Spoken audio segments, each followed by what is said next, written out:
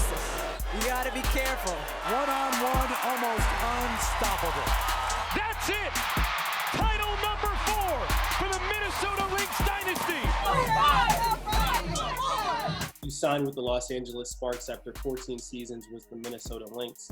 What factored into your decision to sign with the Sparks? Just opportunities. You look at the roster, it is loaded with Candace Parker, NECA, Chelsea, Christy Tolliver's back, and a crew of the other women that are on that team that could possibly be playing or starting on other teams. And I'm like, we have a great chance to win a championship. Are you confident you guys can bring a WNBA title back to the city of Los Angeles? Of course. This is the team that could probably go on another little run. I don't know, back-to-back, maybe even a three-peat. I'm going to put that out there. I'm going to speak that into existence. On draft day, the question when they drafted Maya Moore, how is she going to coexist with Seimone Augustus? Well, that's how. Looking back at your career with the Lynx, what did Minnesota mean to you over the years, and how did that franchise in the city of Minneapolis help shape you as both a person and a player? Just that, like when I came here, I was a young lady, really didn't know much about life. Or, Minnesota. I just remember my first interview there. Somebody asked me, what did I know about Minnesota? And I had no idea. And so they started to run down different things like, this is the home of Prince, land of 10,000 lakes, this, that, and the other. And I gradually got out and started to learn more, like Minnesota nice, like the thing, the people there are so welcoming, warm. It's a melting pot of people from different cultures and just embracing that. And then as we went on our little run, the dynasty run, seeing the support that they have for women's basketball, I was like, if we were going to have the run that we had, we couldn't have had it anywhere else. Like, that was the perfect place because it's a sports, state. Like, they love their sports teams and they ride for their sports teams. So it was fun just being able to grow, learn, and navigate through Minnesota. How would you say you've grown as a sneakerhead over the past 14 years? When I got to Minnesota, I was more Air Force Ones. Like, that was during the Nelly St. Lunatic time. So I had every pair that you can think of. And now it's transitioned into like the Jordans, as you can see in the back. I've always been a Jordan fan, but it just kind of goes with the time. Like, you kind of evolve with the time as far as like sneakers go. So how big exactly is your entire sneaker collection now, would you say? Oh my God. It's like 2 rooms, so it's like this room and another room. I want to say it's over 1,000 pair, and that's just the stuff that's on the shelves. And I still have, I don't know, a storage full of shoes. That's bad, right? Oh my God. So take us back to the very beginning. What was your first ever pair of basketball sneakers? And can you tell us that story? This right here, the Air Jordan 5s. This is my first sneaker. I just remember my mom, he was telling my pops, like, yo, she's starting basketball. She needs a great shoe, da-da-da. And so we head over to the mall. We had the Lady Foot Locker. And I remember the young lady, he was like, what's the best basketball shoe you have in here? And she was like, I think these, because everybody keeps coming to buy these shoes. And so he was like, all right, cool, give me a pair. And it was like $110 like back in the 90s, which was a lot. And so he was like, do not tell your mother. I'm going to put the receipt away, blah, blah, blah. So we get to the house. Mom like, let me see your shoes. I show her my shoes and everything. She was like, oh, they're so nice. Now where's the receipt? And I was like, both of us like went down. We was like, I don't know where the receipt is. Well, he forgot to take the receipt out of his pants. And so when she was washing laundry, she found the receipt. And she literally like almost bit his head off about spending that much money for some sneakers. But I mean, it ended up paying off. It got a good use. I wore those Jordans until there was no bottom. You know how on the clear base, it turns brown and like, it was done for by the time, I got rid of those J's. Did you know who Michael Jordan was at that time? Because, that would have been, that would have been in 1990. You would have been around 6 years old. Did you know who Michael Jordan was? Of course. I knew who all the players were. Like, when Pops started teaching me the game, he started with like the OGs. So like Dr. J, Pistol Pete, like, and brought it all the way through. So I knew, like, I got to live through the Jordan time. Like, I got to see it. Like, I got to feel it. As a sneakerhead, what do you think Michael Jordan's legacy is when it comes to sneakers? He's on the Mount Rushmore of sneakers. Like, I mean, it's only him up there at this point for me.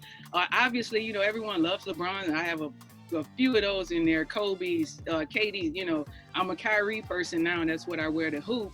But just Jordan, over time, it's been over, 20, 30 years, and people are still lining up to get his sneakers. That says it right there.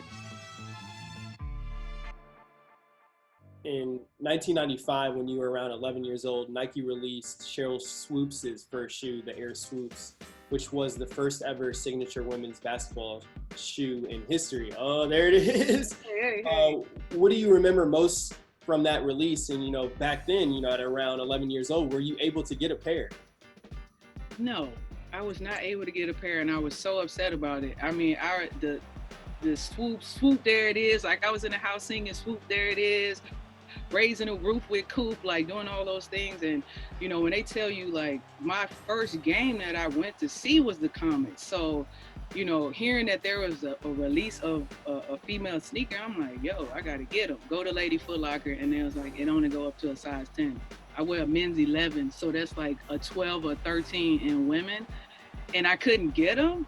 I was so crushed, like, as a hooper that was dreaming of being in her position one day, that I wouldn't get to wear, like, her sneakers. I already had an outfit in mind because, you know, they already show you the pre-release. So you're like, oh, man, I'm going to put this shirt on with these jeans and, ooh, I'm going to kill them at school tomorrow, you know?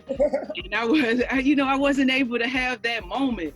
But fortunately, it came back around, and I was able to grab a pair now to be able to enjoy what other people got to enjoy in '95. I'm gonna get to enjoy that now. What do you think Cheryl Swoopes' legacy is when it comes to sneakers? Oh, that's the queen. That's the queen. I mean, the first woman to ever release a sneaker. That says a lot. Yeah, just the fact that how many other women have released sneakers? It's a short list. Yeah, it's a short list of women, and she was the one that started all. And hopefully, you know, the short list doesn't end at that short list. Speaking of that, and not to put you on the spot, if there was one player in the WNBA now that you would give a signature sneaker, who would it be and why? Ooh, I would say Stewie at this point, because she's earned it. You know, with everything that she's accomplished in her short little career, like, she deserves to see where she could take women's basketball. So Seimone, in 2018, the WNBA had sort of a renaissance in terms of sneakers. You know, players were breaking out heat left and right. You had the emergence of WNBA Kicks as a social media platform to give you guys a lot of exposure. And that season, you broke out a lot of different custom pairs of Kyrie 4s. I'm curious, how exactly did you get into the customs games and start working with MPLS Custom? Yeah, I basically ran across his profile on Instagram. I hit him up, and he had spoke to me about he had tried to work with, like, some of our other teammates. And conversations fell through, and I was like, well, I'm into it. Let's do it. So we started thinking about different themes. The ducktail themes was the first one I wanted to play on my nickname, Money Moan or whatever. I didn't expect to have that happen, like, as much hype. People like, oh my God, like, to other players wanting to get shoes created or whatever. So once that happened, I'm like, oh, I got to keep it up. Like, you can't just put one shoe out and just sit on it and let everybody else, you know, have their fun with it. So I think my favorite out of that batch that we made was the Care Bear ones. Like, those were crazy. I just came up with the theme, and then he come up with the placement, the concept, where he gonna put it, like, stuff like that. Everybody went crazy about those, and I was able to actually donate that to a charity. All right, Seimone, I'm gonna put you on the spot again. Overall, what are the top 5 sneakers that you have in your collection? Probably, let me see. I got the Don C's, the cream twos, the off-white blazers. Which ones? Wait a minute. I gotta find them. Okay. I'm gonna go with the equality ones, just because of the meaning, the equality ones. And then I'm gonna go all the way back. I got the Converse that Larry Bird and those guys used to wear back in the day. Yeah, I just wore those the other day, and everyone's like, where you get them from? Don't worry about it, baby. Don't worry about it. Most definitely. And then for the last one, I'll actually have you do 4. Who is on your Mount Rushmore, so 4 people, of sneakerheads in the WNBA? Oh, yeah. All right, myself. Epiphany Prince, Tamara Young, Birdie. She's been pulling out some heat, just from heat that I can see that they wear. Like, I don't know people's closets, but just from the people that I can put eyes on.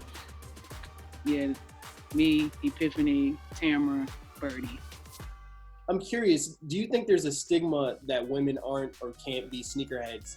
And how do you think you and the WNBA as a whole have dispelled that myth, especially in the past few years? Yeah, of course. There was a stigma about it, like especially in the early days. Fast forward to now, the WNBA, the fashion tunnel, I think has really opened up a lot of people's minds to the fact that girls rock sneakers, and not just rock them, but we're very resourceful. You see some outfits with some sneakers that you wouldn't necessarily see on someone else and be like, oh, those are cool. Like you wouldn't, you would see them and you wouldn't even think twice about them, but then you'll see them on a WNBA player and the way that they rock them, it's crazy. So then it opens up people's mind, like, oh, I didn't know that girl like that. Like, oh, I like her style. I like her fashion. Do you get excited to dress up, to walk the tunnel in the arenas before the game? Man, it is stressful now. I remember a time you have to worry about all that. Now I got to actually plan out. So I'm like, well, 17 home games. At the time it was 34 games. So I'm like 17 home games. So I'm in here trying to figure out 17 home game outfits to bring with me. But now they're at the road games and teams are deciding we used to wear our uniforms to the arena. Now we're getting there a little bit earlier so that we can wear our outfits into the away, into the road game arenas. And I'm like, oh man, I got to come up with 34 outfits. That's a lot. I'm tempted to get me a little stylist, but the way my bank account's set up. What I like about your style is you break out jerseys, especially some of your old jerseys. Have you always sort of been, a jersey collector?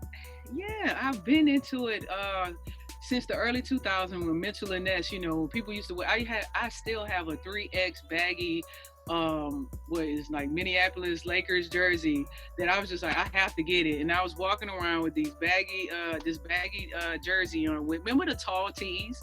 Like the extra long tall tees. I had an extra long tall tee on with this jersey and then some baggy pants walking around. So from that time to now, I've been collecting jerseys or whatever, but what we don't have or what we can fully access is women's jerseys. So I'm like, I want to be able to celebrate some of these women. So I just started with celebrating myself. I came through the tunnel. I found all of my jerseys, from the McDonald's jerseys, overseas jerseys, college jersey. And I'm like, you know what? I'm rocking it. People probably think I'm conceited because it's like, who does that? Like, who wears their own jersey? Well, I do, because if nobody else is going to celebrate me, I'm going to celebrate me. So, and I got a lot of great feedback from everybody. Loved my high school jersey, the Capitol High one, the gold metallic one. So it was just kind of fun. It was kind of fun to be able to do that. What was your inspiration behind your clothing line, Untouchable Styles, and how will your move to LA allow you to grow your brand? I ran across a Twitter thread where WNBA fans were kind of going back and forth with each other, trying to figure out, where do we go to get WNBA gear? And I ended up talking to one of the fans, and he said, I guess he kind of brought it all into perspective, which really pushed me forward into trying to make this clothing line happen. He was like, man, he heard about me trying to start the clothing line. He was like, I'm so happy. I'm excited. I know you're going to produce some cool stuff, blah, blah, blah.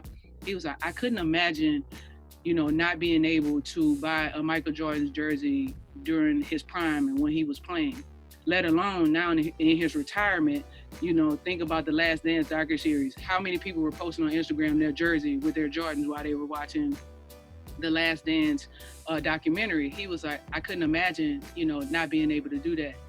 He was like, but we have to do that every day with WNBA because it's not available. So I can't get my favorite player's jersey or my favorite team's jersey because either the quality sucks or it's just not available.